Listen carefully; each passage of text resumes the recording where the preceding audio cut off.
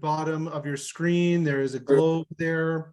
If you select that globe, you can select the language of your choice. And just to repeat that, en français, nous offrirons un service de traduction pendant cet événement. We have simultaneous translation during this event. If you wish to access interpretation, please click on the globe at the bottom of your screen and click on the globe and then select English or French or Spanish according to what you wish to listen to. Okay.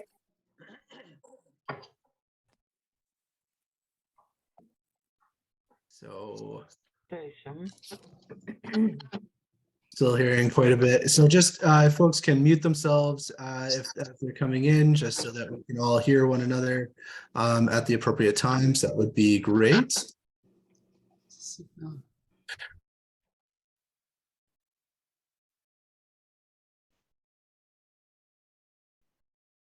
Okay, and with that, let's begin. Welcome, everyone. Thank you so much for joining us for our campaign kickoff for our Stand for the Land Share Lent campaign this year, 2023. And this is the first of our campaigns under the umbrella of our Create Hope campaign as well. So that is very exciting. Today we are going to be standing up for the land. It's a beautiful theme, and I am excited to get into it with everyone as well.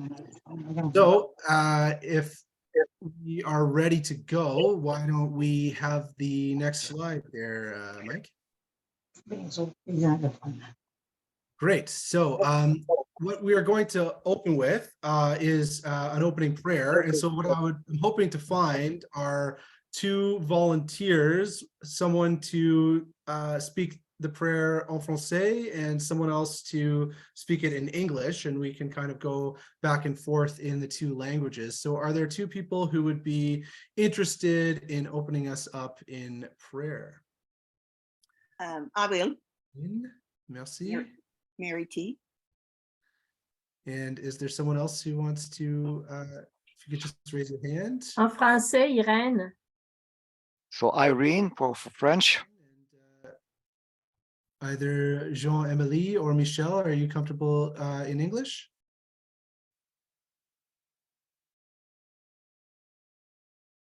Moi, je suis en français. I will read in English. This is Cora. Cora? Okay. So we have someone who is willing to read in English. So I think, thank you to Jean-Émilie and Michelle, but I think we are going to go with Irène en français and Cora in English. Great. So let's just join together in prayer. Loving God, we believe that we are one great human family. You call us to walk together and to recognize the dignity of every person. Dieu d'amour, nous croyons que nous formons une grande famille. Loving God, we believe that we are one great human family. Une grande famille humaine. Tu nous appelles à You marcher. call us to walk together and to recognize the dignity of every person. Nous croyons que nous partageons une maison commune. We believe that we share a common home. You call us to care for all of creation. We believe that we share a common home. You call us to care for all of creation. On est 200. We believe in the sanctity of life. You call us to treat all people with kindness and compassion in the way of Christ. Nous croyons que la vie est sacrée. Tu nous appelles à We believe in the sanctity of life. You call us to treat all people with kindness and compassion in the way of Christ. Nous croyons en ton règne. We believe that you reign in justice, peace, and joy. Tu nous appelles à You call us to put your word into practice to build a more just, humane, and joyful world. We believe that you reign in justice, peace, and joy. You call us to put your word into practice, to build a more just, humane, and joyful world. Nous croyons, Lord Jesus, guide us to be in solidarity with the joys, hopes, sorrows, and anxieties of all people, especially those impoverished by unjust socio-economic and political systems. Seigneur Jésus, Lord apprends-nous à Jesus, guide us to be in solidarity with the joys, hopes, sorrows, and anxieties of all people, especially those impoverished by unjust socio-economic and political systems. Aide-nous à marcher Help dans us to follow your footsteps, to be bearers of the good news. Help us to follow your footsteps, to be bearers of the good news. Aide-nous à marcher Holy Spirit, inspire us to find new and creative ways of responding to your calls. Esprit Saint, Holy inspire-nous Spirit, inspire us to find new and creative ways of responding to your calls.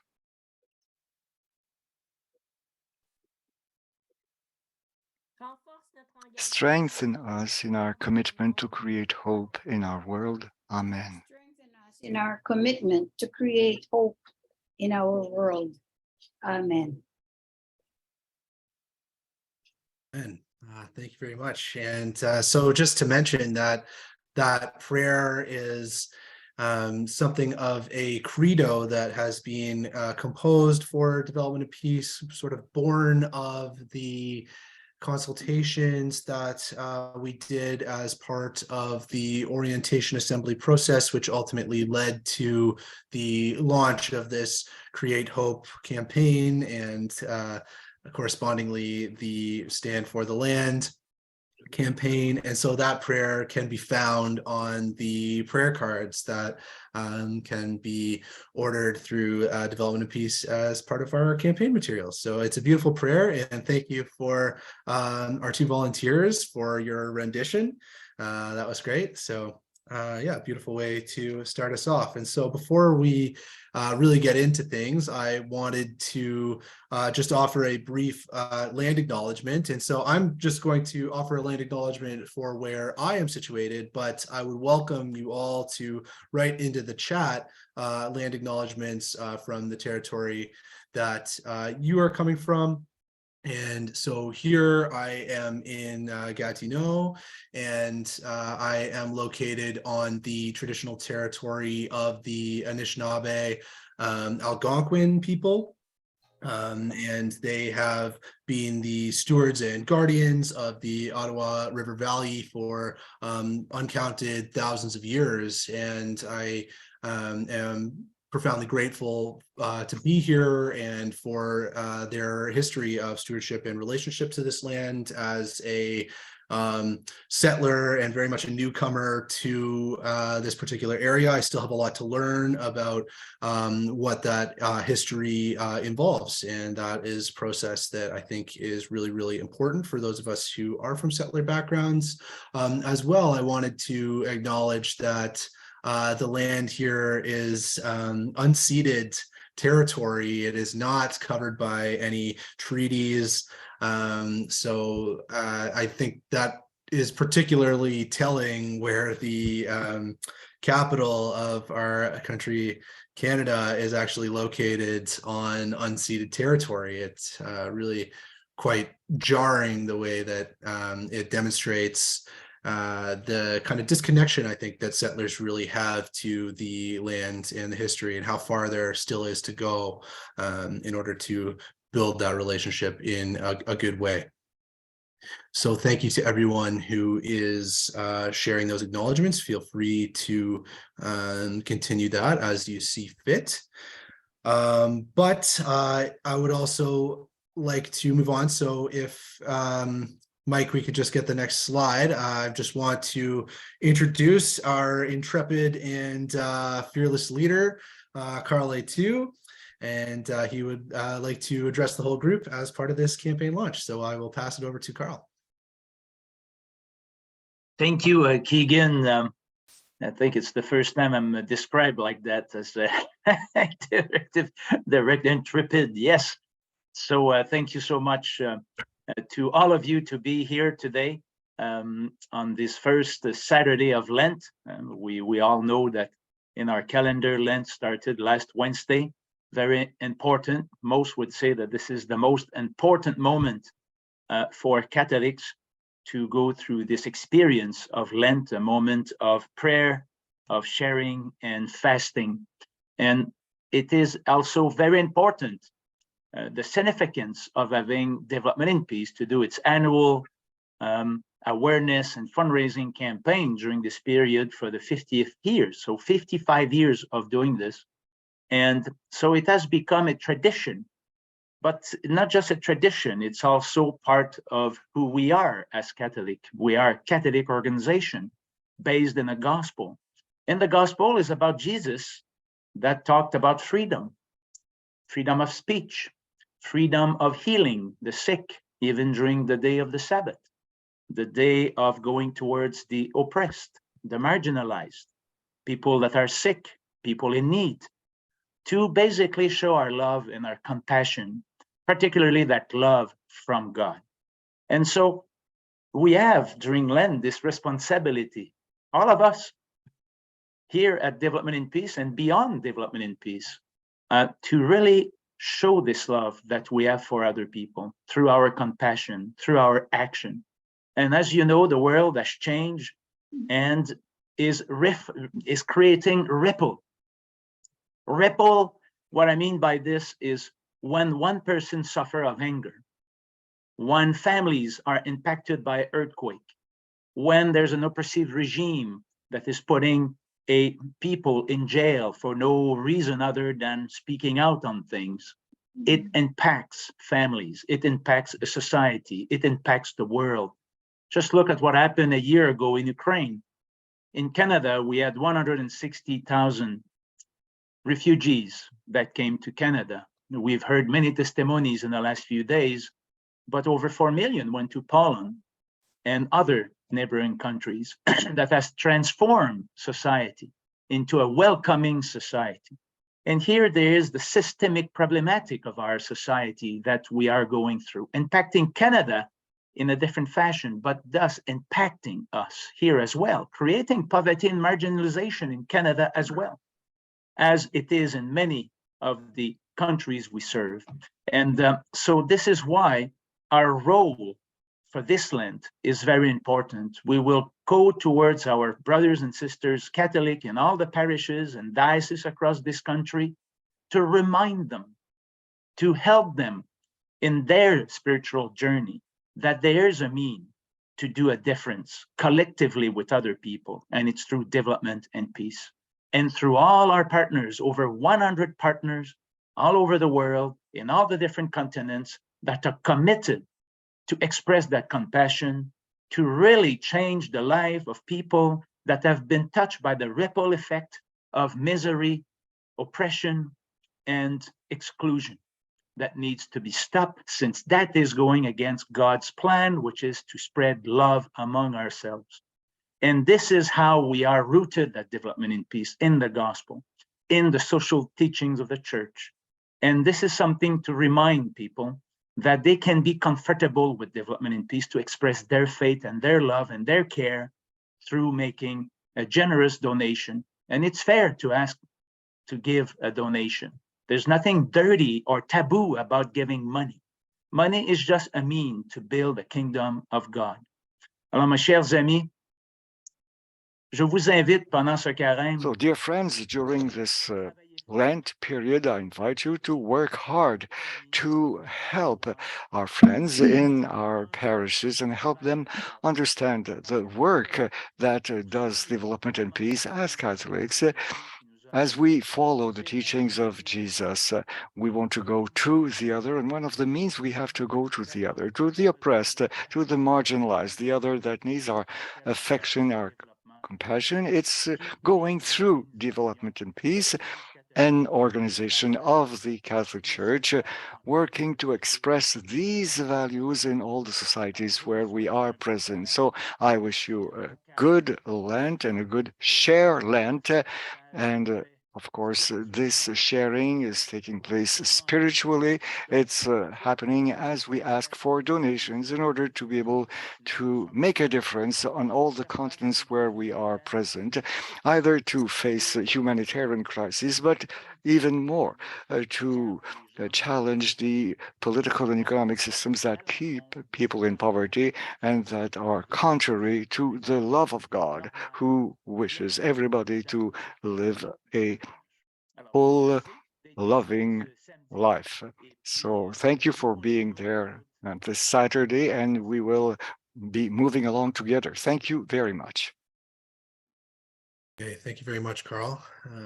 That was great. Yeah, it's a good reminder that this is our Share Lent campaign is part of a Lenten practice. And I know for myself, I find that Ash Wednesday especially is one of the most kind of beautiful and spiritually rich moments in the church calendar. I always love those services. So I think we are going to move into appropriately a spiritual reflection from our friend Molly, who I believe is here. Yes, hello. Awesome. So I would like to just pass it over to Molly. I think she has a video for us and some reflections to share. So yeah, thanks for being here. Great, thank you very much. Just a little technical question here. I'm not sure if I can share my screen right now. So I may have to send the video to somebody to play. I think we have it built into our Okay. slideshow at the moment. Although, Mike, I can see your presentation view rather than the.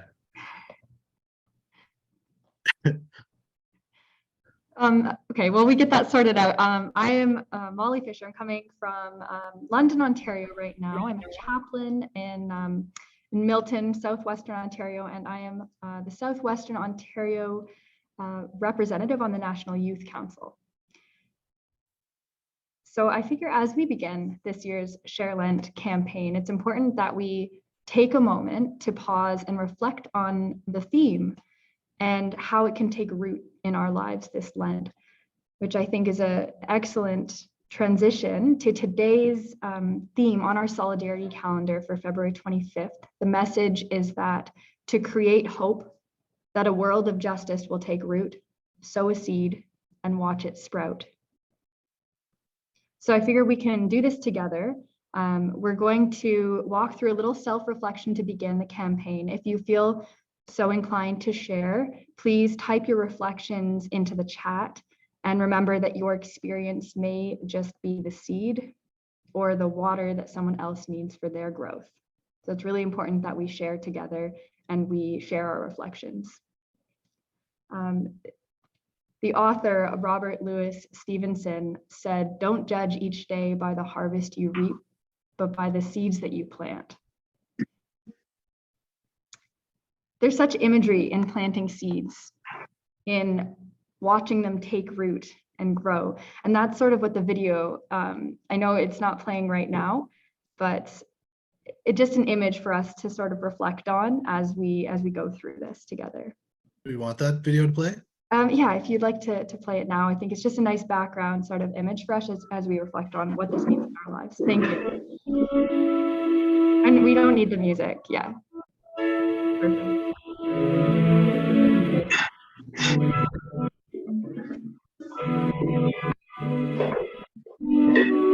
Just wait for a moment.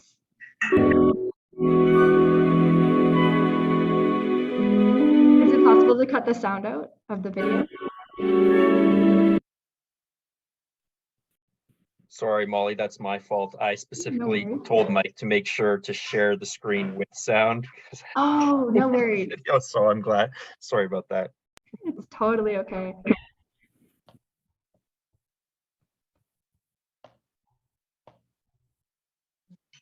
One second, I'm just looking for the mute button.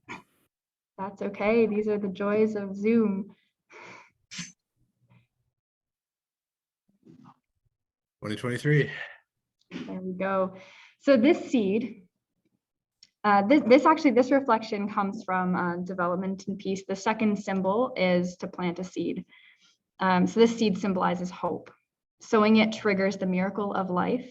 The seed takes root, sends up a shoot from the earth, and a plant grows, providing nourishment. It represents our collective efforts to make a more just world to take root, so that every woman, man, and child has a dignified future. I'm sure we can all picture a plant growing, not just the one on the screen. And even if we don't regularly think about it, we know that we all experience the fruit of a seed every day. From the food we eat to the clothing that we wear, we're all users of the products that began as a simple seed that was planted in rich soil, nourished, and harvested. Now, if we take this analogy a little further, all of us are here today because of a seed that was once planted in us and has taken hold of our hearts to work toward a more just, equitable world. And this is where I'm going to invite you to take a moment and think of one of the very first seeds that was planted in your heart to work toward justice and get involved with development and peace. So as we begin this campaign together, looking at our roots and where that original seed was planted might actually help us to help others. Was it something that you saw in person, someone you met? Was it something that you saw online or on television?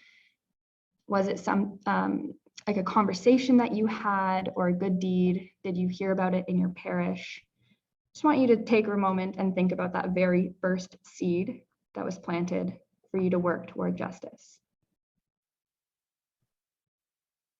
Now, as we think about that, I'm going to ask you to take one step further. How did that seed take root? Was it an invitation to join an event? Did you attend a conference, or was it seeing an injustice? Was it learning more about the daily struggles that people in our planet face? Could have been the news, perhaps something that you read. So I want you to take a moment and think about how your seed was rooted.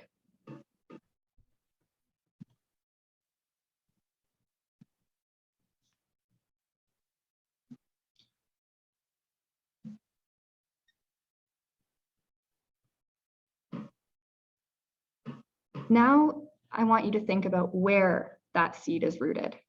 We're taking this a little bit further. Once it was rooted, what is the soil that it's rooted in? Is your heart heavy with pain and suffering? Is your desire to work toward justice rooted in a fear of the future if we don't act now?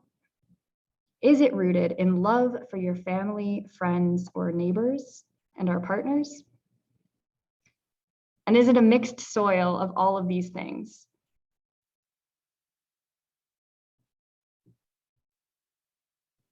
I actually invite some creativity here.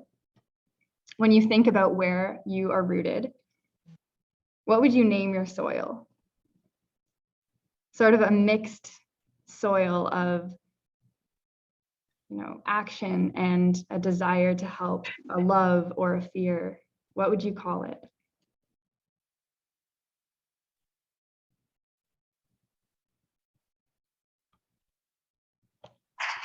I see some amazing experiences being shared. And where your seeds are rooted. So maybe you're thinking about it and it might take a moment to think about what you would call your soil. But now that you can name it, or at least think about where your seed is rooted, have you seen any growth yet? Have you sprouted? I want you to reflect on a moment with some of the outward actions and initiatives that you've engaged in since your first seed was planted. You might have many. What is one that sort of stands out in your mind?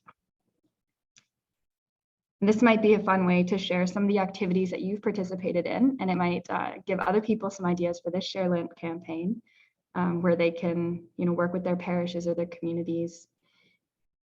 Your actions and those initiatives that we've all engaged in are the fruit, the flower, or the bloom that might just drop some seeds into someone else's soil. I think we can really take this analogy pretty far, so I had fun thinking about this.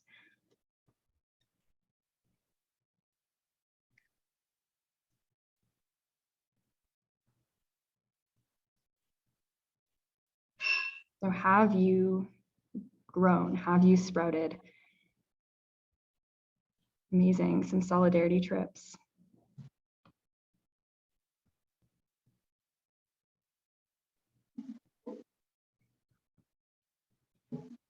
We can't predict how our seeds will germinate. If I speak in front of 100 people, and if it only resonates with 2 people, that's still planting. It may change those 2 individuals' lives completely. The fruit that is produced within them may give them another seed that they can plant in someone else. And they might speak to another 100 or 1,000 people in their lifetime and only affect 1 or many. And the cycle would continue for generations. Imagine that. A single seed that you plant has the potential to influence future generations. And isn't that the work that we do here at Development and Peace? Who knows? That seed of hope, of contentment and joy might just be the thing that could save someone else's life. Together, we are a garden. Even 2 of the same type of flower grow differently when planted in different environments. Together, we are all unique, but all bear beauty in our works. If we look even back at the land acknowledgements, we are coming from all over.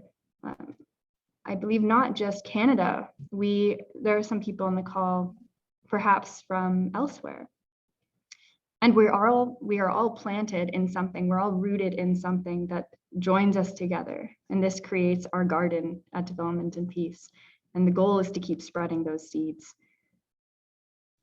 The goal of our Share Lent campaign is to create hope, stand with the land, or stand for the land. This means planting seeds of hope in the lives of others. It may involve pollination of those here on this call, those who have already bloomed and need some tender love and care, but it may also be sharing our own seeds of hope with those who have none. And so I'm going to leave you with one final question to ponder together or on your own. And maybe this is something that you want to write down and sort of keep and reflect on throughout Lent.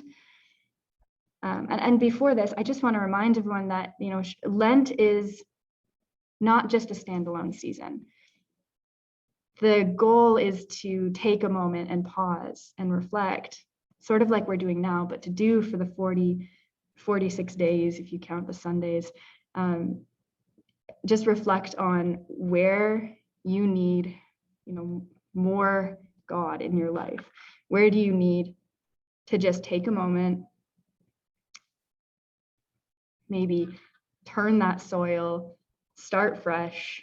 Maybe you need to try planting in a different area, so that the rest of the year you can bloom really healthily. So I'm going to leave you with this one final question to ponder as you go. What are the seeds of hope that you can plant? Think individually. You can plant this Lent to create a world of justice. And I would really like you to think locally. What are you going to do in your community this Lent to plant a seed of hope? Remember, it might just be in one person. Then you can think nationally and think of that ripple effect that we were just hearing about.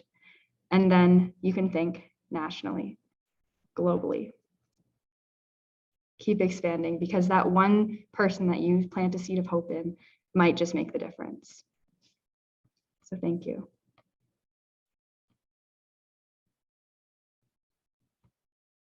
Amazing. Thank you, Molly, for that beautiful and thought-provoking reflection. And it's wonderful to hear all these stories in the chat. So I really appreciate that. So many so many incredible stories of, you know, church basements and high schools and solidarity trips. It's really great to see and to kind of get that cross section or a snapshot of the movement. It's a beautiful thing. Yeah, I look forward to reading through it. I encourage everyone to read through every comment. Yeah, I do as well. Yeah, thank you. Awesome. So let's, I think Mike's bringing up our slideshow. So here we are.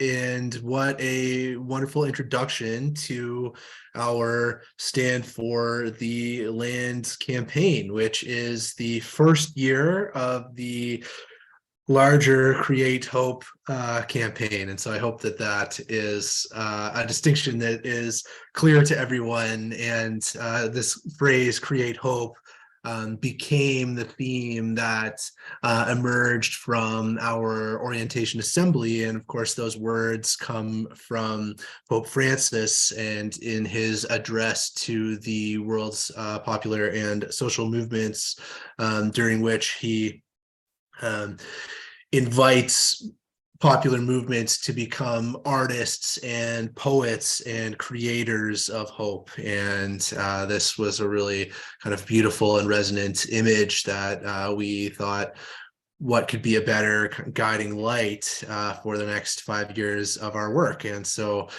here we are at the beginning of that time, starting with the Stand for the Land campaign, which is a amazing theme and very appropriate to this Lenten season as well. I think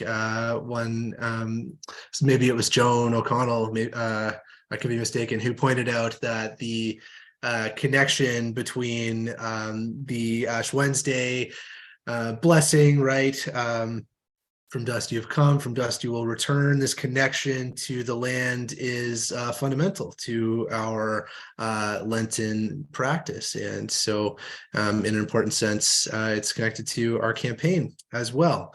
But with that, I am going to pass it over to our friend and Catherine just to introduce Raquel, who you actually see in the photograph here.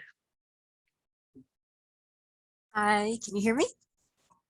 Good, thank you. Je vais parler en français, je me suis mêlée. So, okay, I'm going to be speaking French. My name is Catherine Kennedy, and I am the program director here at Development and Peace since 2005. And I've been with Brazil, Colombia, and our intervention in the time of the crisis in Venezuela. And so I'm going to present Catherine, but just quickly, I'd like to tell you a little bit more about the context in Colombia. And I also would like to tell you that Raquel Soto and Elvin Hernández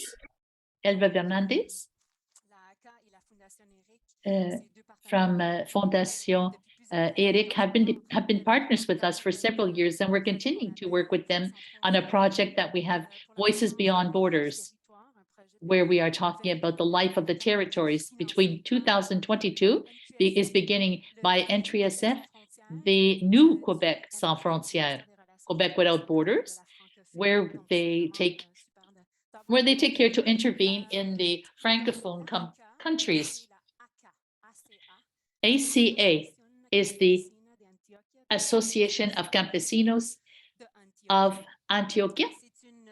This is a peasant movement that is at the regional level in Antioquia. Antioquia is a department that was terribly affected by the conflict that has happened there and continues to be affected. And there was a threat of violence and forced displacement, massacres, killings of all of the leaders, of people who are ready to stand up and defend the rights of the farmers, of the peasants. And this ACA is a regional development that comes from Siena, who is the one of the coordinators of the organization, the National Coordinator of Agricultural Movements, and that is a national movement in Colombia. So this is a movement that really touches directly into the life of the campesinas, a kind of international network that exists of the existence of women agriculture that are working out in the country, making proposals for public intervention, they've got a fantastic website, and they've done a great deal of work on the Declaration of the United Nations of the traditional peoples, peasant and traditional peoples. And so ACA is directly related to these organizations, the life of people living, the peasants. I began working with this program in Colombia in 2009. I was so surprised at the beginning to see that our funding is in the communications department. I thought, this is weird, this is strange. And I thought, seems to me we're going to have to offer them, I don't know, seeds and formation, training. Yeah, but training to be able to produce plants and working with animals, that wasn't at all what I learned we were about. And I thought that was very fascinating, because it's very fascinating, because obviously we will fund the work of the peasant movement, of the work that's being done by them, but you have to remember that context of people where they are definitely highly divided, polarized. Social justice issues are a source of division, and with the authorities extremely difficult for the life of the people, even dangerous. There are many threats and threats of death. So a country where the spoken word is very important, the possibility to speak out is so weighty, and to work with people who are displaced, who got went back, who lost everything, trying to begin over again. But we have to work with them too, to be able to speak, to say, to their lived reality, their history, their community, their pain, their hope, their grieving. Because what we're hoping to do, we have a part of our work, it is agroecology, that's great. But the other piece of our work is to help young people and children, and the people living in these communities might become agents, kind of like weavers of peace. And you got to remember that when you've been in conflicts for over 50 years, and Colombia will say, oh, the Colombia began in, will say, oh, we began in 64, and others say 48. But anyway, it goes far back. No matter when we say it began, after decades of generations of conflict, peace is sort of lost. It's been lost everywhere. The conflict is in the families, it's in the relationships. People are have little tolerance. If we don't agree, people get angry at one another, and it's terribly polarized. And like Aka was saying, we want the peasants to become agents of the building of peace in their community, their own helpers to be able to multiply peace in the way of looking upon life, by developing poetry, by developing the earth, by telling stories of people who have talked about their life, the dreams of children, the hopes of the children that are displaced today. People have been displaced. So it's very important in this peasant movement to continue to support them in their communication. I'm very proud of that at Development and Peace.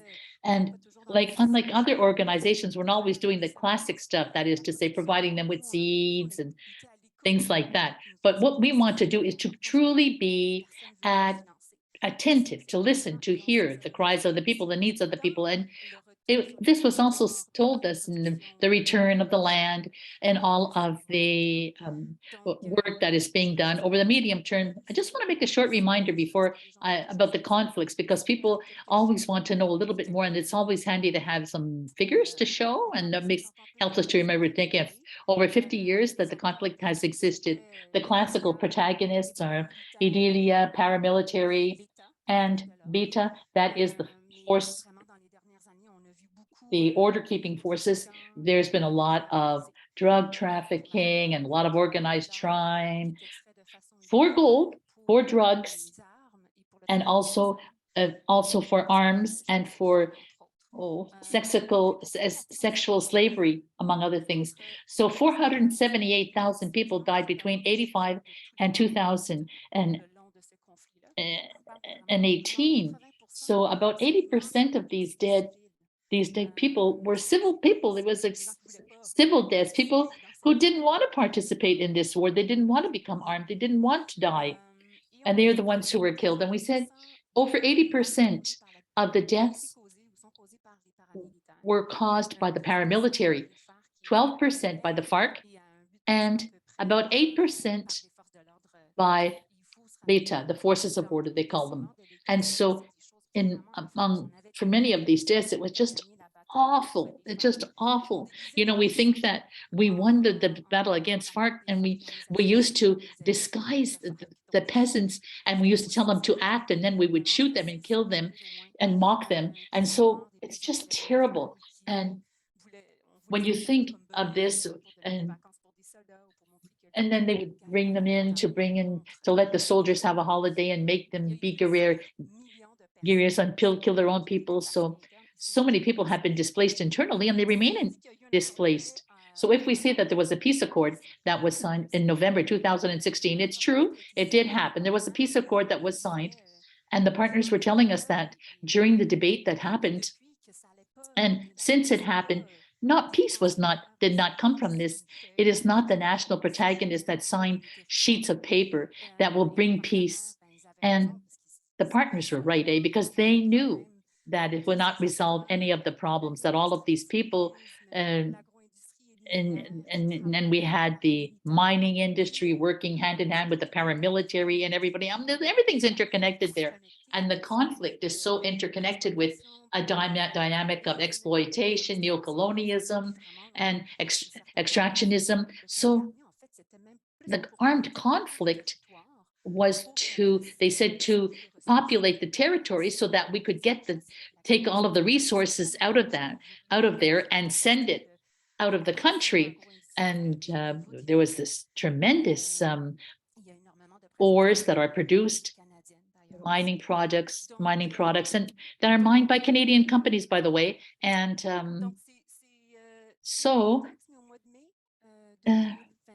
in the month of May 2022, not a long time ago, we had a historical election that took place, and Gustavo Petro became the new president.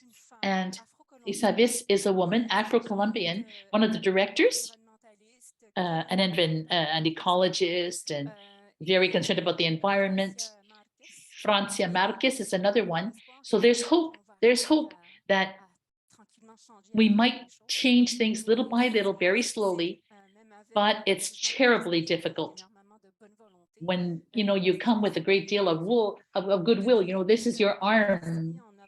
And in the treaty that was signed in November 2016, there were over 1,400 defenders of the rights of the people that were killed. In 2022, that's in 2022, over 400. And so that's what's happening, and that's where our project is. We're trying to help the people to defend their lands, their territory. We also have a program in Colombia, not just the ACA. We have other partners there, and we're working to defend the lands again from a perspective of justice and ecology. There is citizens movement where we work with justice for women, where the young women, the young peasants that we're going to hear more about in a few minutes. These peasants, these women, they were taken in as sex slaves, and that happened when they were very, very young. And so we're talking about peace and reconciliation, which is what we are longing for. So this is to tell you a little bit my context, a little bit of an idea of the work that is being done by Raquel. But just before handing the microphone over to her, I'd like to just say that the work, the audiovisual work and the educational work of ACA, I'll say it's a school, a training, education, so that people can become documentarists and be able to tell their stories, be able to put the documentaries up, talk about the life of their people, of their territory, and be able to change their way of seeing things, their way of looking at things, experiencing them. And then you've got young people and the children who are out in the land sowing the seeds, making murals, and we're trying to protect biodiversity, where young people do mapping of their territory and discover the animals and the birds.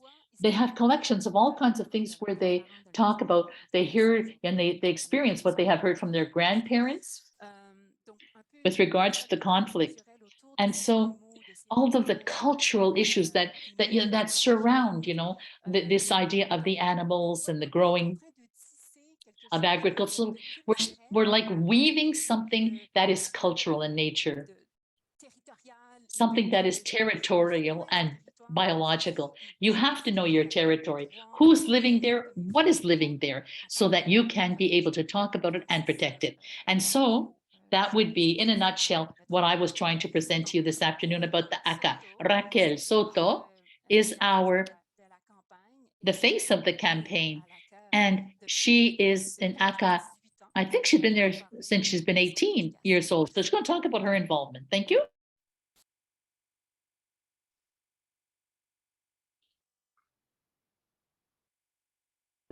Buenas tardes.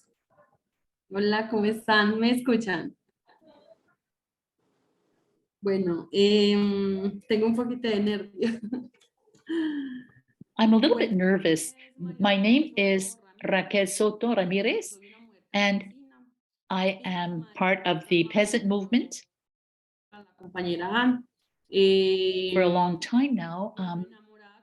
I am in love with the people that I work with, the children, the men, the women.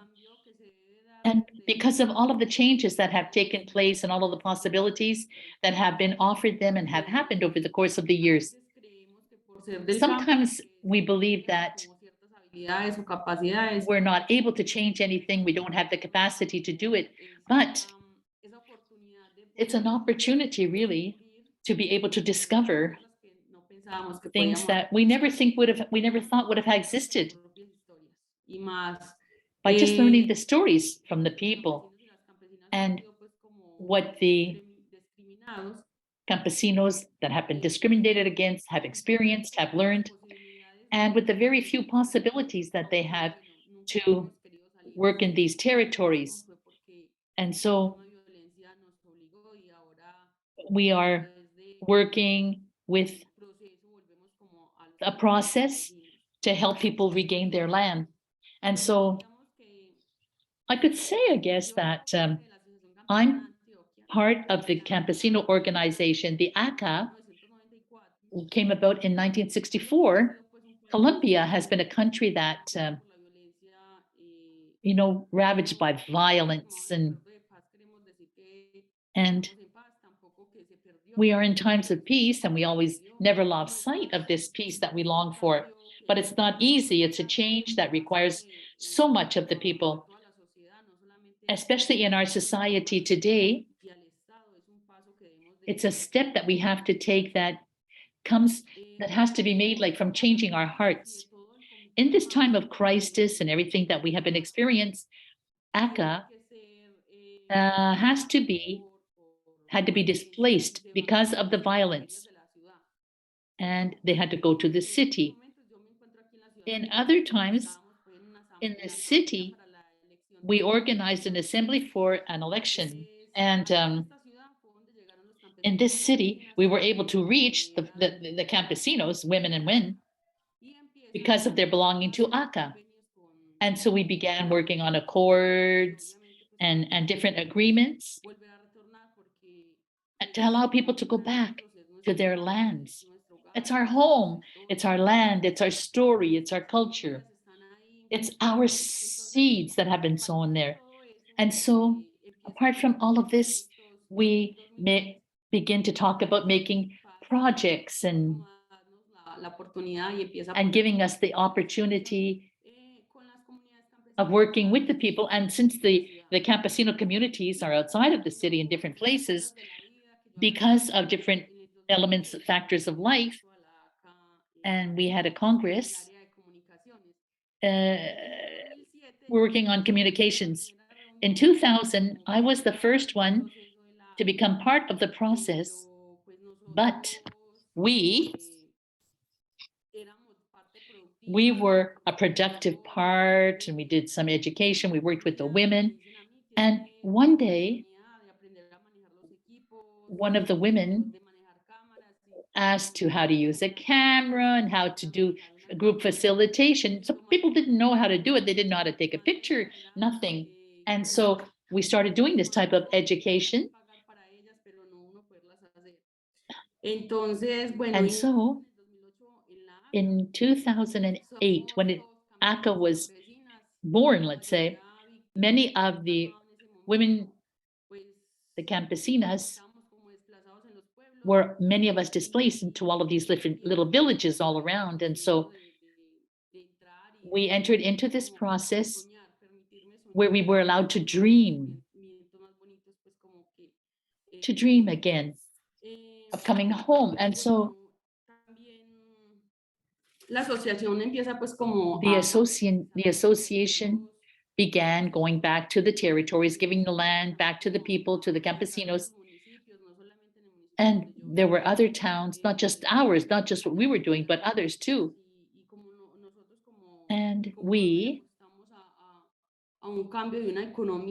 are trying to change the economy where industry is where women knit and weave, and we try to teach our children. So we can't change much all by ourselves, right? But we know what I can change in me will have an impact on perhaps on a little boy or a little girl watching me, and that will change them. And that's how it will spread. Maybe teaching someone how to knit or how to sew, how she can help society in this way. And therefore learn that, understand that we have these possibilities before us. Of course, there isn't just violence that exists. There are many other things that can help us. So we also saw how this process leads to social change within the communities, become tools to help us, and then the seeds that we help with the people. And AVs are very important because the big channels don't tell the stories of the peasant people. They don't care. So we know we have to get to the others by a much smaller means, of communication. So in the morning, we try, to go out and sow the seeds and harvest the fruit of the land. And this has helped us. And so we have this opportunity and we have to present it to the people. So the campesinas, like the campesinos, have made it possible for us, to intervene and with them. So right now, we are organizing the voices of the people so they can stand up and be heard. So we're able to touch other areas, other spaces. And so after 20 years now of intervening and working with this, like with my parents, I used to hear them since I was a little girl talking to me about these questions of justice. And so we went back, we took back our land, and we went home, and we needed to do that. We had to do that. The project was a wonderful project for us, focused on our life. And now, in our reflection, we're talking about the seeds right now. And my father sowed seeds, my mother too, but she taught us like the seeds of how to work with the people, how to help the others. And when I became a member of the association, I learned how to work together and to see how all of these towns and the people of these different places could work together. With the audio visuals we used to help the people, talk about the struggle we have to come back to our lands, and how we can be autonomous once again on our own land. And finally, it is bringing about, it is building peace by working together in this way. Does everybody hear me? Yeah? She's wondering if people hear her. Yeah? Whoops, now she's frozen, I think. Okay, great then. I'm sorry I don't speak English because there are pictures that I wanted to share with you and show you. And pictures that tell us about what the land is about, what it looks like, where we live, and why we dreamed of going back there, and why we're continuing to struggle and to fight, because the struggle is there for us, and we are going through a crisis. And youth are out in the fields and out in the faraway villages, and they're looking for new possibilities to study and their work to do. And so we are trying to help some to get to the university because that opens up greater possibilities to us. So can you just get those pictures going through, please? Keep them going. That would be great.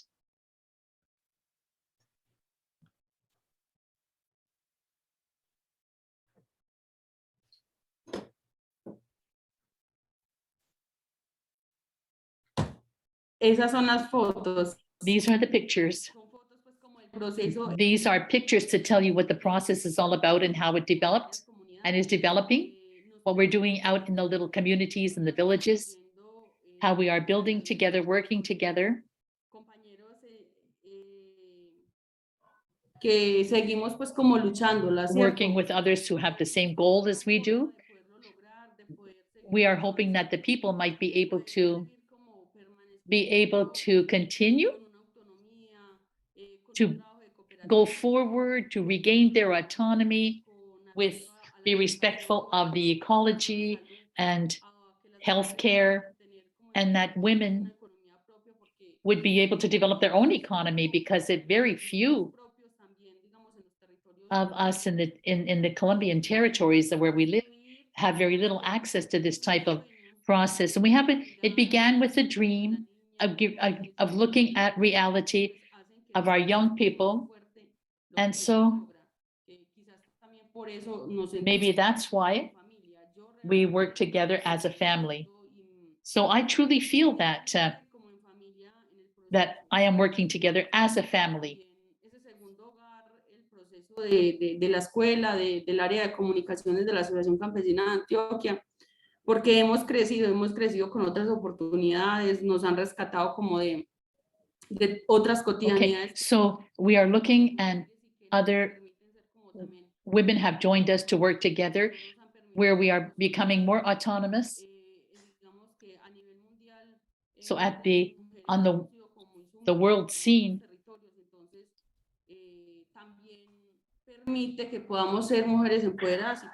and this allows us to have different opportunities to speak and to be able to make decisions and be part of this construction effort of the country that we are dreaming of. And the young people as well are also building, and you see here the work that they're doing with the cameras, and they're building their own territories, and they're continuing to fight for the water and for the seas, as I said earlier.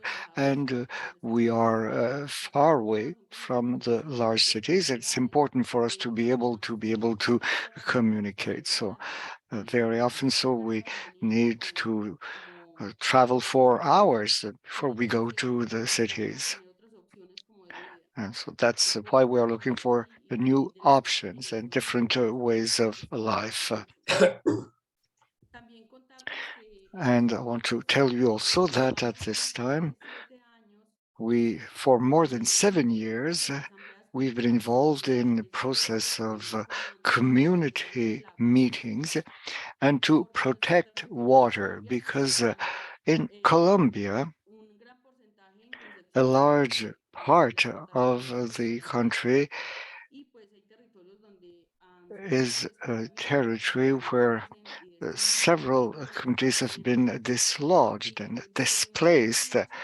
And so we are fighting because we need to control the water, the rivers, and also the lands, so that the peasants can really work the land and want to be able to continue producing.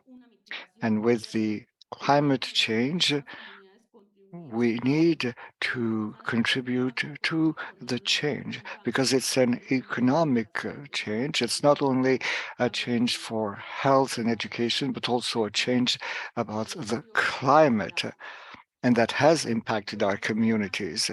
So these are pictures that show how we are coming together with the peasant communities.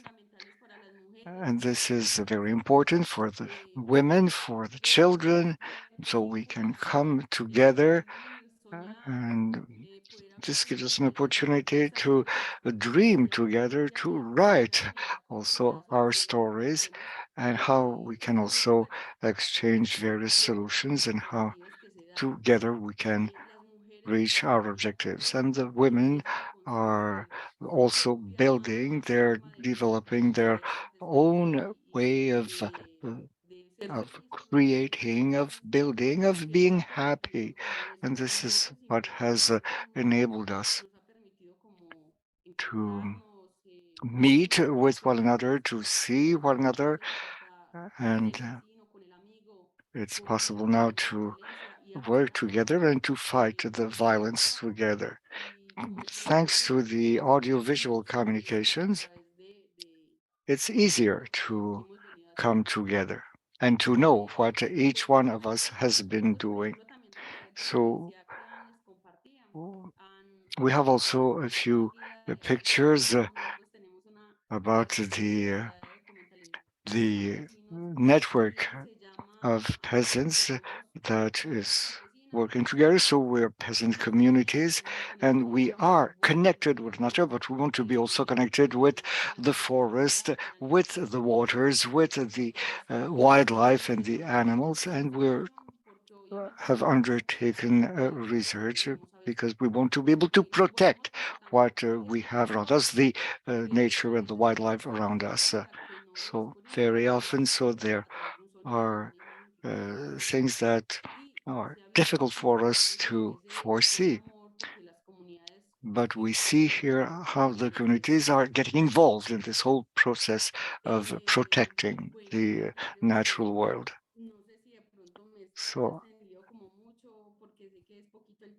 I know that we have little time left, but I want to underline that we are really fighting to protect the territory, and we are not only working as in our association, but there are several other organizations around the country that are fighting for the same things. So there is the issue of violence, but in spite of all this, we want to be able to dream. We want to build something different. We want to build together, and we want to grow our own food, provide education for our children, and we want also to have adequate housing, because several of our communities are very poor, and there are issues with housing, there are issues with education, and there are children who need to walk for 2-3 hours to be able to go to school. So this whole process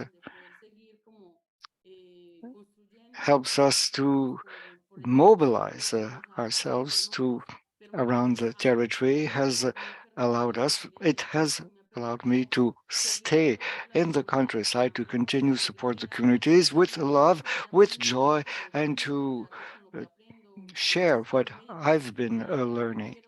And so I think that with other women, with the children and the men. It's important to take advantage of these opportunities because it is extremely gratifying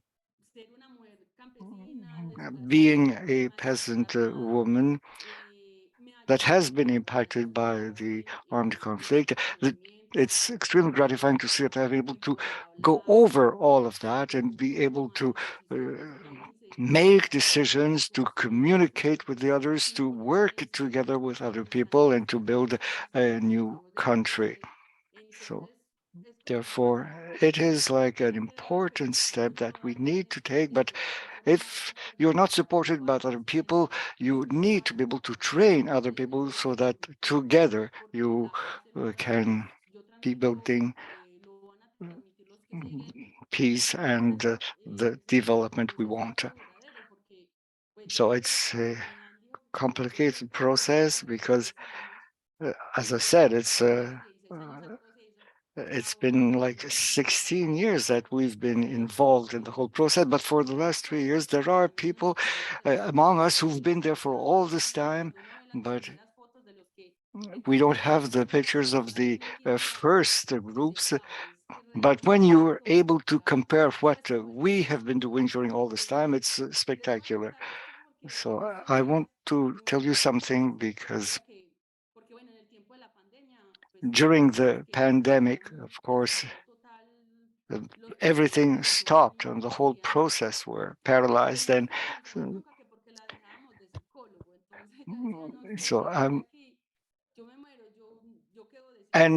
people were telling us how difficult it was for them not to be able to be in contact with us. So all the efforts that we've been able to do, we can see from the response that all these people are giving us, the importance of the work that we're doing. It's important for all of us because it gives them an opportunity to survive, to work together, and again, to be able to make decisions together to build this country. Because otherwise people would leave the countryside. But we decide to stay here, to fight together, to protect the territory. And that's what we've been able to do for several years. And this is true also in the other communities that we're trying to support. So with my companions, we are deeply grateful for the support that we are receiving from Development and Peace. So, and this has given us great opportunities. I'm really moved at this point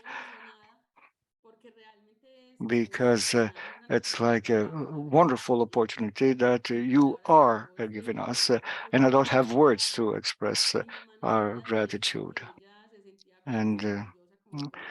Well, a friend of mine was telling me how proud she was for all the work that we've been doing. And for us, it's a real pride to be part of this whole process. And even if things are going slowly, even if the efforts that we're making seem small at the local, but when you step back and you look at what we've been able to do, it's really impressive. And so now we see that people are believing in what we are doing. And so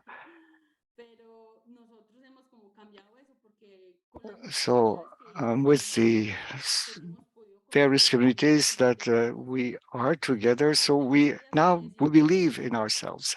And the companion who came and visited us,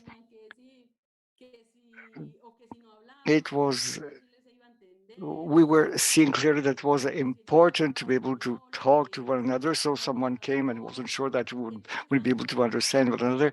But as a matter of fact, when someone from Development and Peace came to visit us, so we were concerned, so are they going to be able to understand us? But as a matter, I tell you, because for me, it's really important to be able to tell you that the communication with you was so fruitful.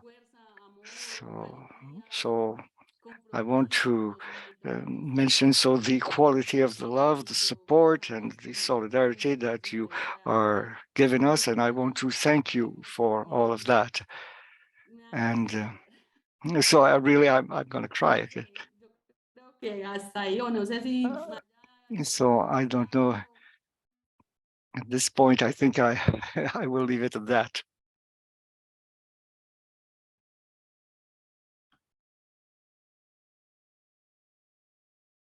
Amazing. Thank you, Raquel, for that wonderful presentation. It is just incredible to get some insight into the work of the ACA and how crucial and close to the heart this is for you. So really, really grateful to have that opportunity to speak together. And so after these presentations, we are going to do a brief question and answer period. So I'm not going to say too much right now. And instead, I think we will transition into our second presentation, which is also really exciting. And this will be with our friend, Elvin Hernández. And so our program officer, Mary Duran, works most closely with our partners in Honduras, but unfortunately she was not able to attend today. So I'm just going to offer some brief remarks to give folks who are listening some understanding of the background of the political and economic context in Honduras, but as well the history of development and peace, working with different partners in Honduras as well. So yeah, I'll just say that quickly. So which is to say that out of 189 countries on the 2021 to 2022 Human Development Index, Honduras is ranked 137th, meaning that 7 in 10 Hondurans live in poverty, and almost 5 in what is classified as extreme poverty. And such poverty has contributed to a persistent trend of migration, which of course has been highly publicized in the form of the caravans that people travel in to reduce their risk. As well, 2 Category 4 hurricanes hit the north coast of Honduras in November of 2020, which were the most severe natural phenomena to hit the country in at least 20 years. And this affected 600,000 families, forcing more than 56,000 people into temporary shelters.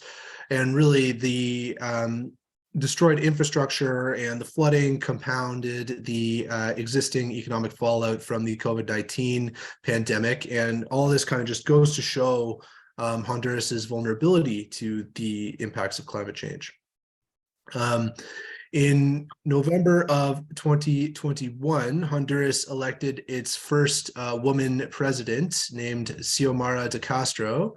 Her election was met with a lot of joy and celebrations by Hondurans who had really struggled against the corruption and the human rights violations and all the rest of the presidency of Juan Orlando Hernandez. Who is now currently imprisoned in the United States on drugs and weapons charges. But Mrs. Castro as well inherited the legacy of a 2009 coup d'etat against her husband, Manuel Zelaya, who is not allowed to run for a second term as the president. And the 2009 coup was followed by a strong crackdown on social movements, women's organizations, the human rights sector, and media. So all that to say that, you know, the poorest people have been most directly impacted by the corruption scandals, especially the former administration's embezzlement of funds, which had been earmarked for healthcare, food production, and so on. As well, the Hernandez government, so the former administration, actively promoted large mega projects in mining, logging, hydroelectric, and solar power as a solution to poverty. And the Canadian government was deeply complicit during this period as well, promoting Canadian mining investment and mining projects in Honduras.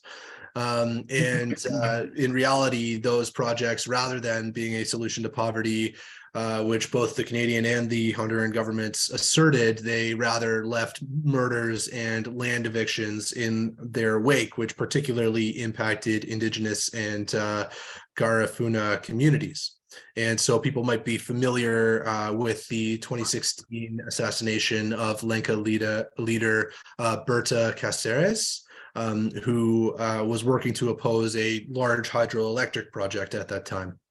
And so today it is still very common for defenders of the environment to be criminalized by a biased judiciary, which was largely put in place by the former administration as well. People will be familiar who have been involved with development of peace over the last year or so with the case of Victor Vasquez and the case of Sonia Perez. And those are things that we got involved with and are examples of this kind of ongoing problems that are faced. But since the country is now led by a government whose policies were shaped by the social and human rights movements, our partners can begin to look to the future with a more hopeful perspective. And I'm sure Elvin will kind of give us a richer understanding of that. The new government has canceled new open pit mining concessions and is rather committed to respecting the laws that protect rural and Indigenous communities' rights. The government is also committed to tackling the challenges of corruption that have stifled the country's development. Nonetheless, many legislative challenges remain, as many laws still favor the controlling business elites. So briefly, Development and Peace has been supporting projects in Honduras since the 1970s, when our work began with Quebec missionaries in the country. So after Hurricane Mitch swept through Honduras in 1998, which killed 7,000 people and left 1.5 million people homeless, Development and Peace coordinated a major reconstruction effort and worked with church partners to organize a high level of citizen participation and leadership in the process. The program gave rise to the creation of hundreds of civilian committees working with the church in affected dioceses, particularly in the south of the country. And many of these committees are still active today, drawing on their past experience, and they are key partners in the projects that we continue to fund in Honduras today. So today, the communities we work with in Honduras are still fighting against mega projects, which are displacing them from their land. But for Development of Peace, the successes we do have in Honduras lie largely in our long-term historic presence in the country and our experience accompanying communities.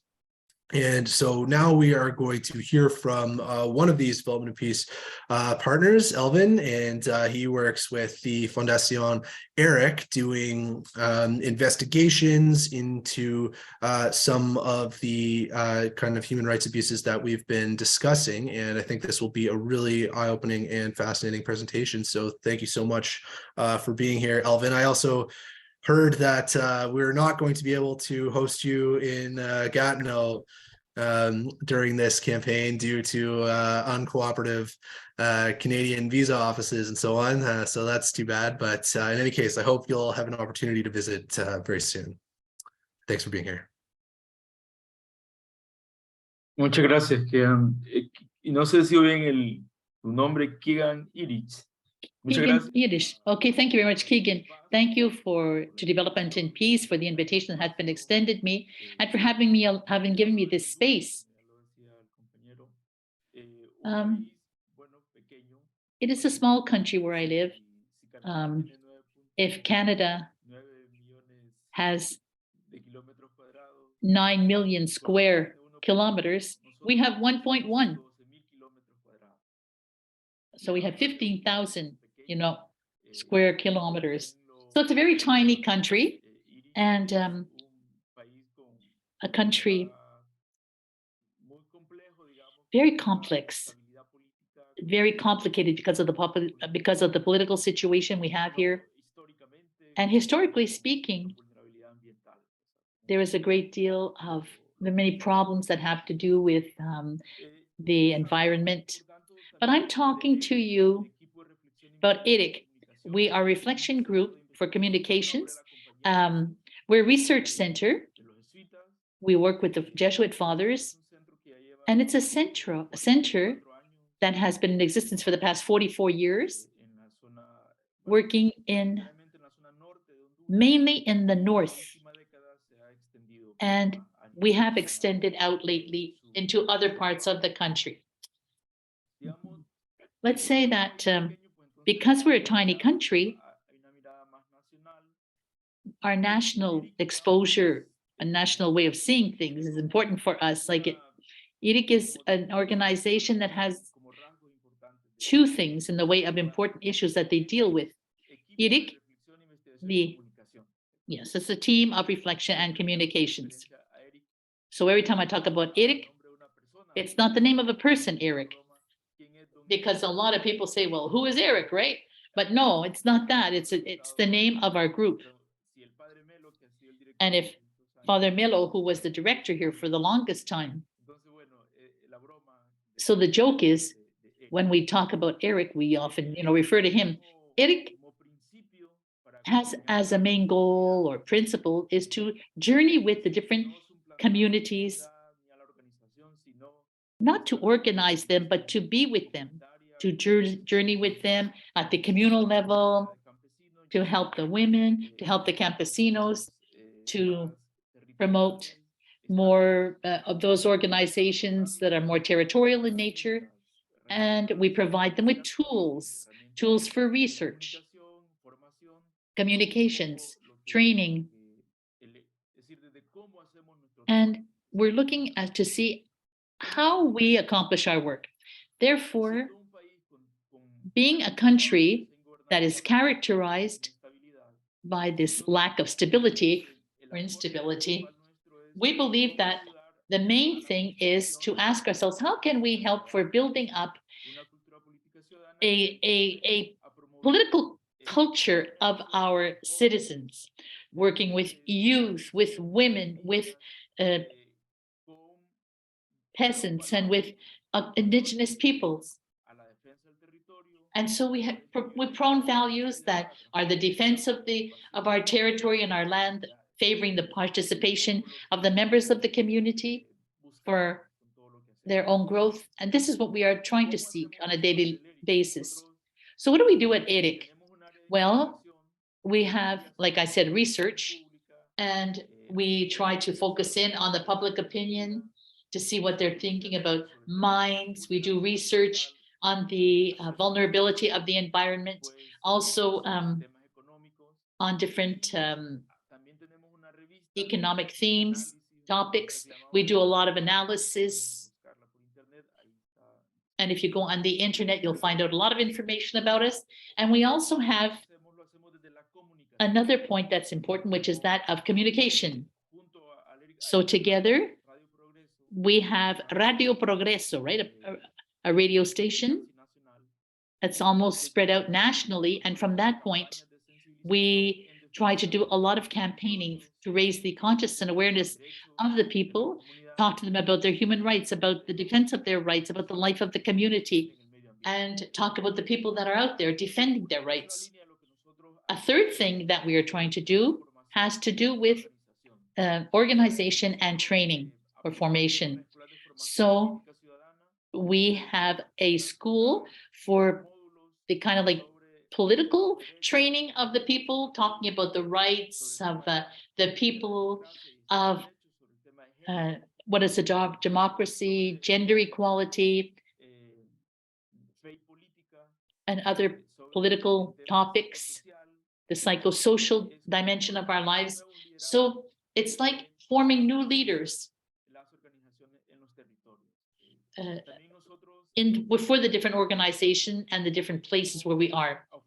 We want to offer people with diplomas or with degrees, providing them with tools to do the consultation, to see how you can present, to learn how to do something, how to present different topics to the people, how to go about doing this training. These tools are very important because they develop the skills, the competencies of these leaders. And so we promote and we believe that we are doing good things.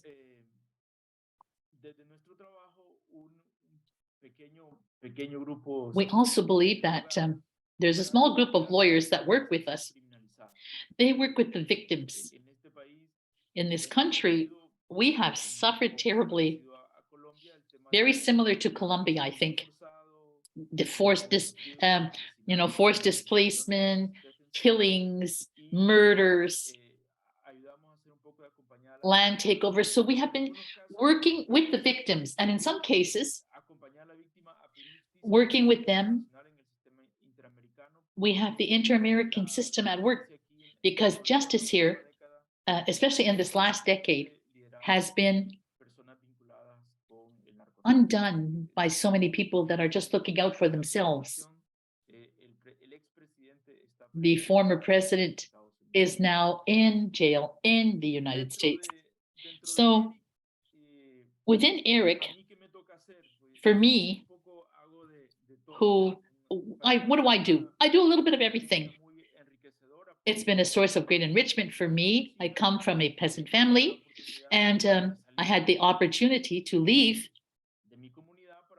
my village to come to the university, and from there, go back home, go back to the land where I'm from. And we're also thinking about research and learning more about public opinion and doing analysis of the reality. Also, the way how we can build up our republic so that we can get everybody working together. And so we had the opportunity to work very hard with Father Melo and Van Moreno, who were there and working with the social movements at the national level. We did a lot. It's something very important because it has developed the social movements, and that is how we journey with them and accompany them. And so we are trying to help them to learn how to fight, how to get back their lands, help them to, we serve as a bridge, like promoting dialogue between the territories and the government, or helping them to speak out, to denounce things that they have had to experience.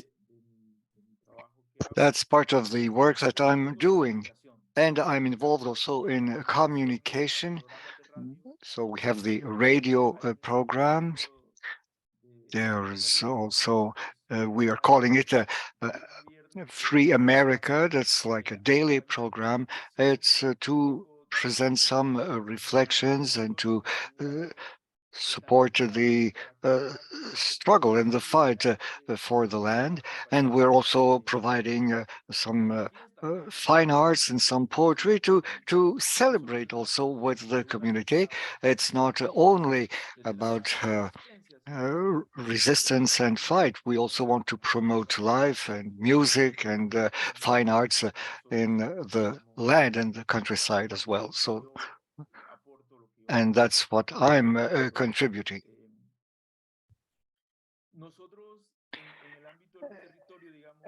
About the land, the actions that we are doing as ERIC, we are always trying to bring together what we are doing. In this last stage, we are going back to what we call the MILPA. So it's providing people an opportunity to learn about the land, about defense of the water, and the way people are growing the corn and also the gardening. So in this way, this is a place of encounter. So through this space, with the radio, we are trying to promote love for the land. we are seeing that in the last 30 years, with the implementation of the neoliberal program, the communities were not producing anymore. They were consuming more than they were producing. So, and all of this has weakened the production and even the presence of our people on the land. That's why we want to promote love for the land, all that the land is giving us, getting to improve our knowledge of the land, the water, the forests, of what the oxygen is giving us, even our relationship with the moon, and all the knowledge we have about this. So we're promoting all of that in all that we're doing. And we're also promoting the care of the earth. So being aware of the threats from the mining industry, threats from the hydroelectric projects, and from the heavy industry, and all those threats against the land. So we want to raise awareness about these threats and about the way we can care for the earth. We are also trying to defend the land. So we want people to come back to the land, to be able to live from the land. We want to encourage the development of the indigenous seeds, and also we want to have agricultural practices that will protect the water and the rivers. And we're doing it with groups of communities here in the northern part of the country, with groups of women who have their own initiatives. Some are raising poultry, and we're also working with the parishes in this area. So the parishes of the Society of Jesus and other parishes of this diocese in the two neighboring departments. And at the same time, we're trying to help and foster solidarity with the earth, as we say. And we're doing it. So the water that we have here, and the relationship that we have with development and peace, well, for us, it means solidarity with the earth. The support that we receive from development and peace helps us to empower this solidarity with the earth to protect the water, for instance. This love for the land, for the earth, is what development and peace is helping us to do. It helps us to see the harm done by the Canadian capital through the mining industry. And so we are undertaking a research on a mining project in the western part of Honduras. There's a mining project that's called Asagualba. And so this is Canadian investments, and it's producing a serious harm to the environment. So we are doing some research on it, and we're communicating of what we have found through the radio, through the social networks, and to raise awareness on the impact of the mining industry. So that's what we are contributing. And the solidarity with the earth for us means that, well, the solidarity with that development and peace makes possible will save lives, because we have a network of that allows us to denounce the harm caused by the mining industry. And so our solidarity effort is contributing to save lives. So the development and peace is saving lives for a partner of ours.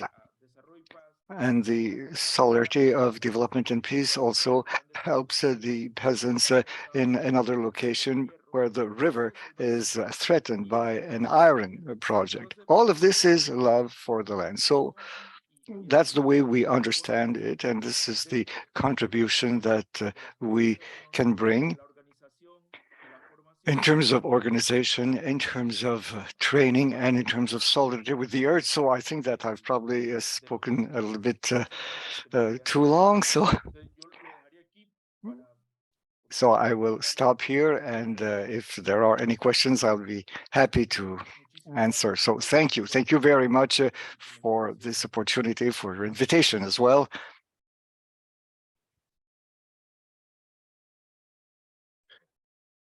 Awesome.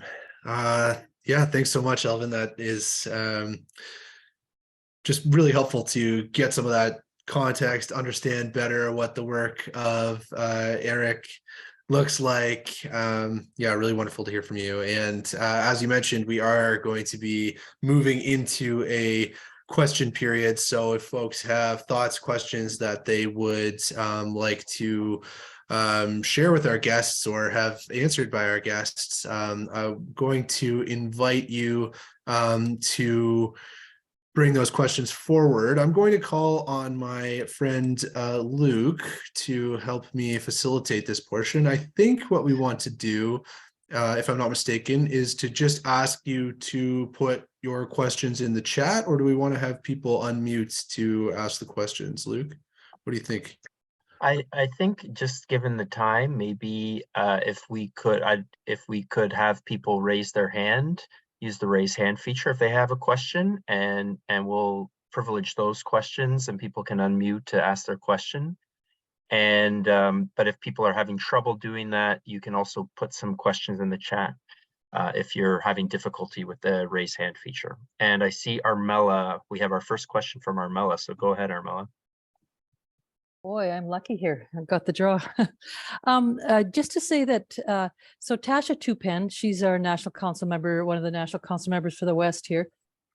She and I visited our member of parliament, who is a conservative member of parliament, Michael Cram, a couple of days ago, and we talked quite extensively about Canadian mining companies and the bill that's in front of parliament now to be voted on, S211. And he said he is going to vote in favor of it. And we recommended that he didn't, but anyway, he said he's going to anyway. He said, but if we gave him information about Canadian mining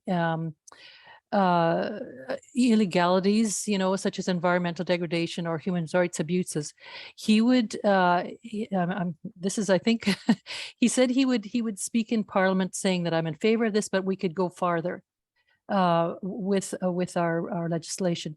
So what Elvin and, sorry, Maria, are saying about Canadian mining is very helpful, and we would really appreciate some current information about that. So Elvin, thank you very much for your work, and hopefully you could feed us, someone could, through Development Peace staff, could feed us some current information that we could feed to the our conservative member of parliament.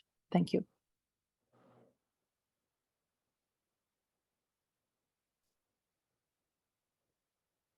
Awesome. Yeah, there's definitely information available concerning some of the impacts of Canadian mining abroad, which Development of Peace has access to. So that would be a great question for your local animator. And I hope that maybe if they're in the call right now, they can make a note of that of following up. So yeah, thank you for that. That's wonderful. You had an opportunity to meet with your MP. Do we have other questions? I noticed there is a question in the chat that Joe Gunn has posed in Spanish, and I won't even attempt to say it. The question is for Raquel, and maybe, I'm not sure if Raquel, you're able to see that in the chat, but maybe Joe, you could just unmute and speak the question if you're able to. Well, I just wondered if the church plays a role in her region in Colombia in any kind of liberating way. So might ask that. Raquel, es que la iglesia es presente en tu región de una manera liberadora. So is the church present in your region in a liberating fashion?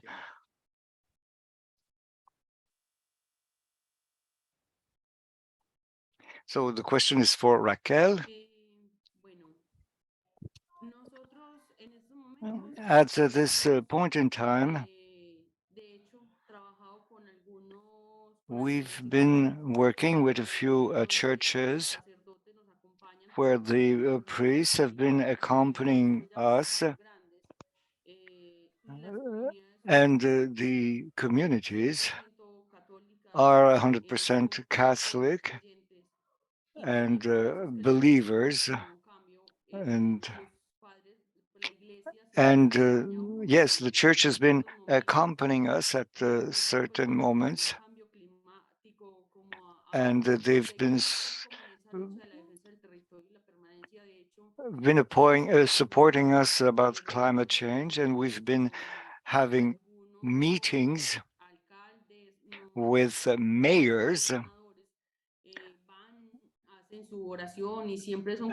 and they are trying to make clear that if there is no water, if we're not taking action about the climate and to protect the wildlife, it will be very difficult to survive. And as a matter of fact, we've been trying to link with the church, because we know that the communities as well need this kind of support. As human beings, so it's important to intervene with all that we are to protect the land. So we want to continue protecting the land and all that we're doing for the seeds, for the land, for the health, for education. And so we want to be free, and we have the support of the church to do that. Thank you.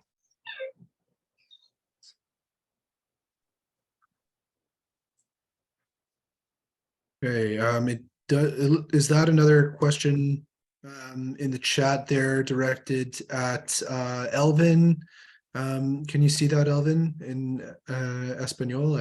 Again, similar to Luke, I'm not going to try and say that. From Anne-Marie.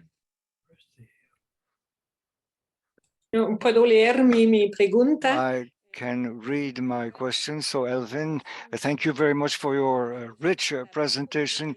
Your work takes into account the various dimensions of life. Milpa is extremely interesting. So I would like to know if this has anything to do with the good life. So thank you again, Elvin, for this rich presentation that is showing the complexity of life and all the struggles.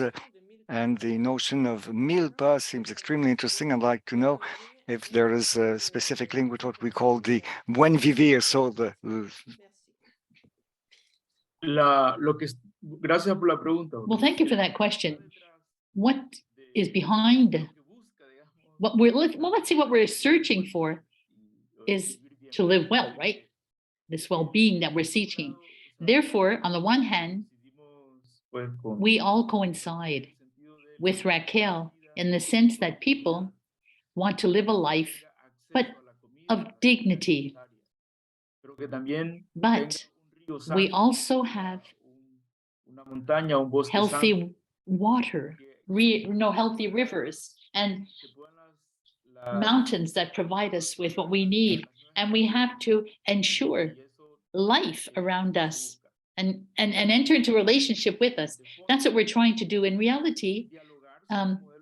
Is to enter into dialogue about possible alternative models.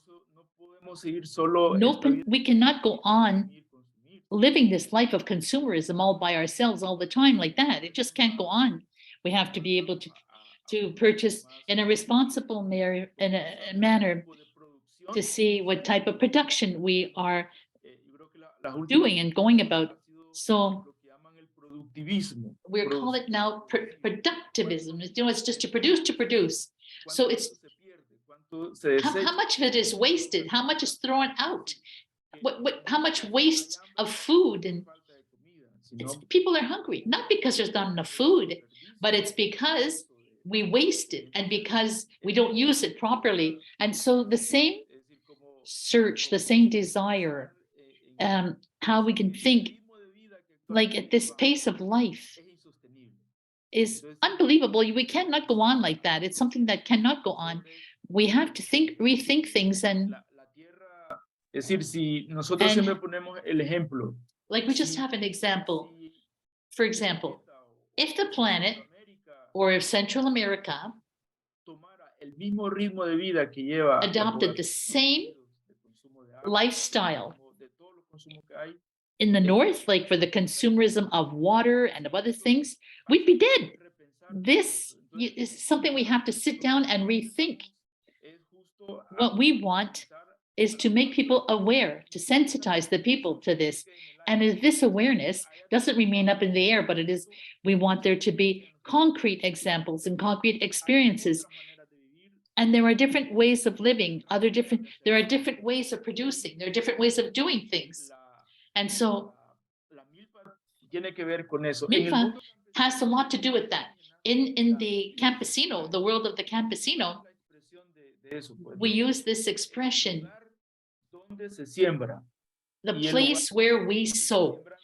And the place where we sow, not just in our country, but where you have the different products, the different beans and different things that you're doing. But these are things that we are talking about, but there's a direct relationship with other components of life. So the milfa is the campesino who enters into relationship with, to study and to enter into relationship with the beginning of the year, like 1st of January, to celebrate the new year. And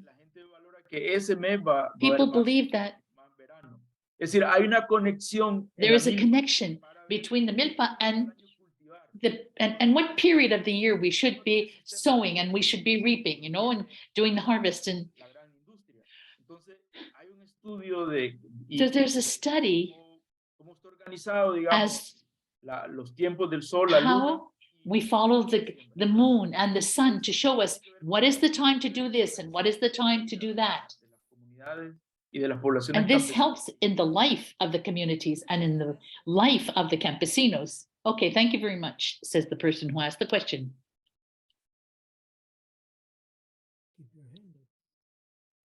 I think maybe we have time for one more question, Keegan, and there's one posed in the chat from the people in Montreal. And that is, the question is for Raquel. And the question is, what is your approach towards the preservation of traditional way of life for women in the countryside? And I hope the translation worked for Raquel for that question.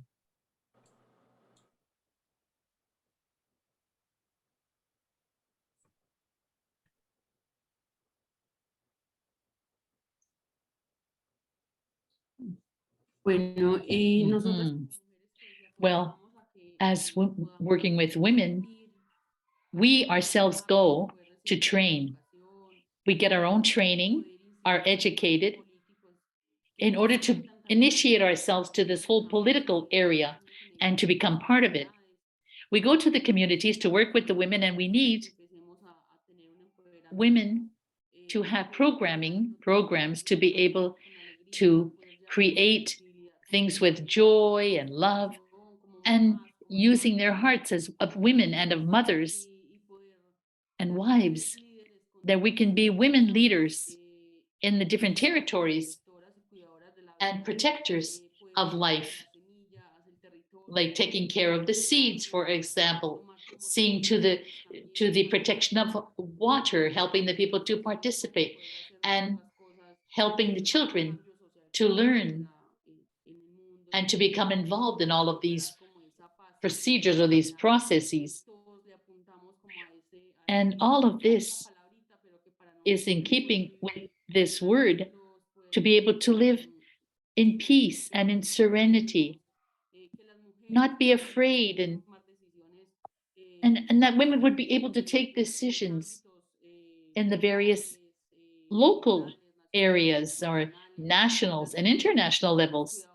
So we are the protectors of life because we are the ones who bring life, right? We're the ones who give birth. And so this point,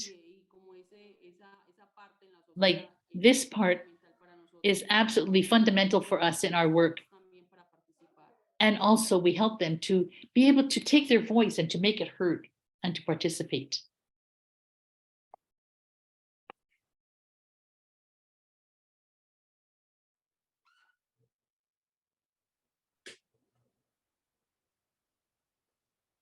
Amazing. Thanks, Raquel. So I guess with that, we will wrap up our Q&A session. Just want to be respectful of everyone's time. Really grateful that people have taken this Saturday afternoon and joined us. Yes, thanks, Mike. If we could just hop over to the next slide there.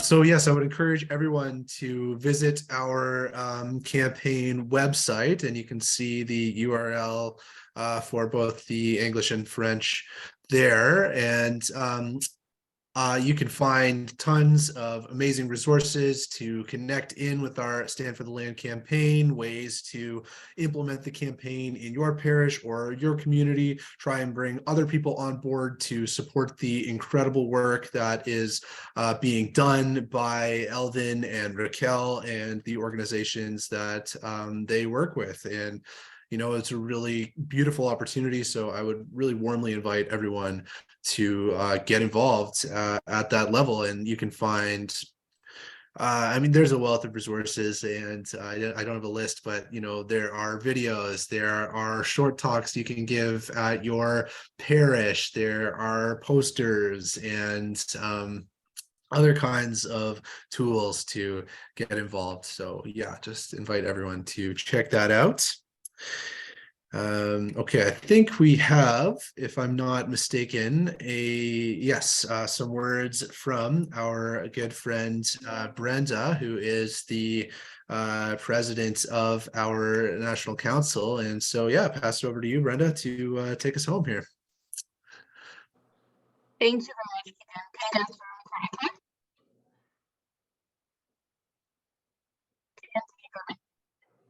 Sorry, the sound is The a little bit sound is not perfect. Yeah. Are you guys able to hear me? It's a bit better, but still a little choppy. It's not great, Brenda. Okay, what? Okay.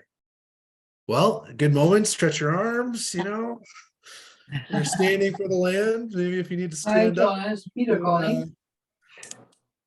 Okay. Maybe while we're waiting for Brenda to switch over, we could, Mike, you could show the slide with the little video. If you understood anything about the French or about the Spanish.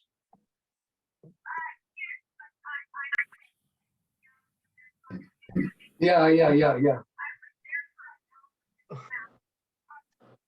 Background noise there.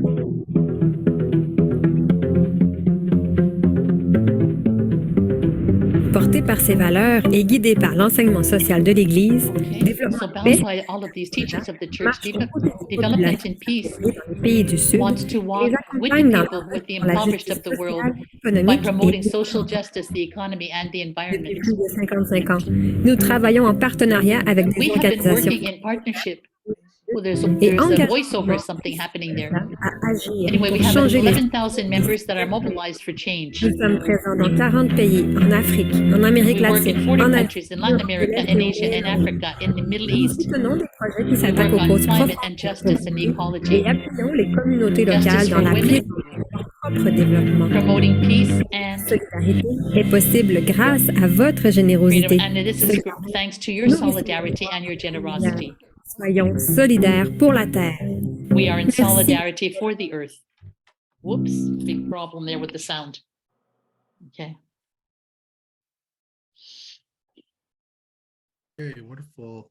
Sorry, I had some background noise there. I hope people were able to follow that. And Brenda, do we think your sound is in action?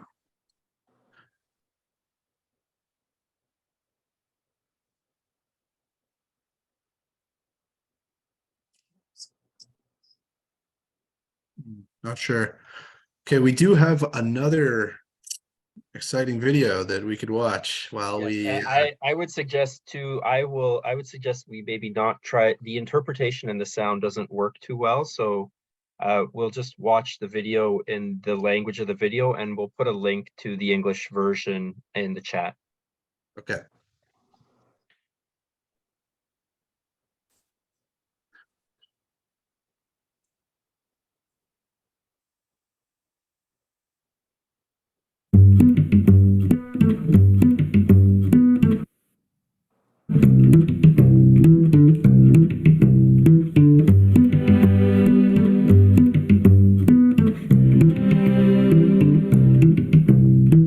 I think it's important to give to development and peace because it really, drives forward the mission. La différence et l'approche que le développement et paix amène comparé à d'autres organismes, en fait, c'est cette importance de la dignité humaine. Nobody wants handouts.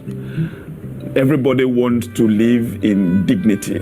Everybody wants to be able to work, to produce, and to earn enough for themselves and for their families. People from the global south, that they have, all the excitement, all the energy to do things, but they don't have the support. We're not individually going to change the world, but working together, we can have some impact, and in some cases, very serious impact. Nous, on donne la chance à nos partenaires vraiment de rêver, des poètes, de créer. Development and Peace has all of these local groups that organize. And DFP does so in a way that listens. It ends up being almost like the yeast in the dough and just spreads and spreads, so it really makes a difference. Sharing what you have is a really beautiful way of showing your solidarity with, our partners, with the earth. Nous sommes fortunés ici, on est comblés.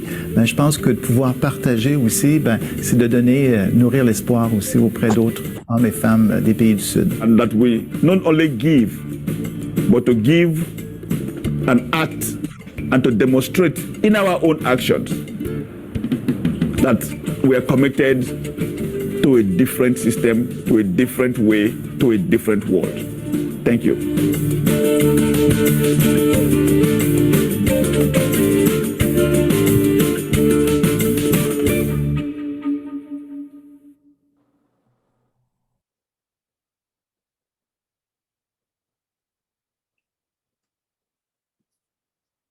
Amazing. Brenda, how you doing? Do we have the power of speech?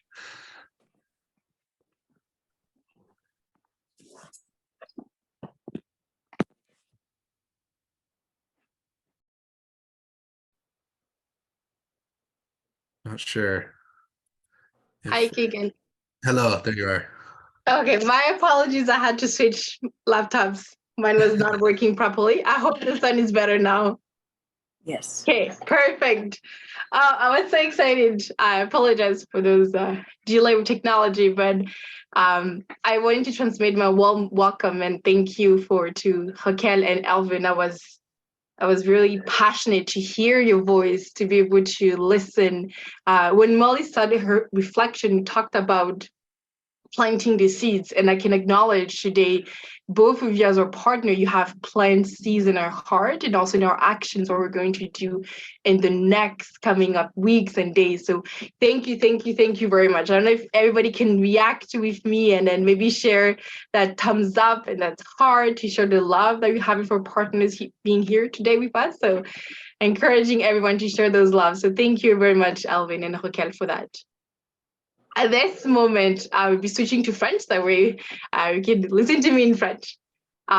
With that, I wanted to say how we were to be able to... Oh, sorry, this is not want to switch in French. Je voulais prendre le moment vraiment de... I wanted to take a moment to tell how privileged we are during this Lent to be able to speak up and be able to discuss what will be sowing hope. This has been the theme of our orientation assembly, but this will be our major theme for the next 5 years, and what it means for us to sow hope.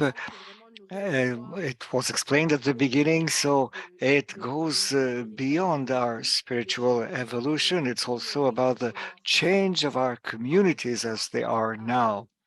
As I was listening to Raquel, I heard how much sowing the seed is beginning with who we are, but it also reminds us how Lent is for us a time for being and for taking action, a time to see and then judge. It's a time to reflect on what we've been hearing, what it means to be in solidarity with the earth. And Elvin explained it pretty well by saying that solidarity is with and for the earth. And for this, I would invite each one of you here today to ask yourselves how we can be in solidarity, because we have heard it today.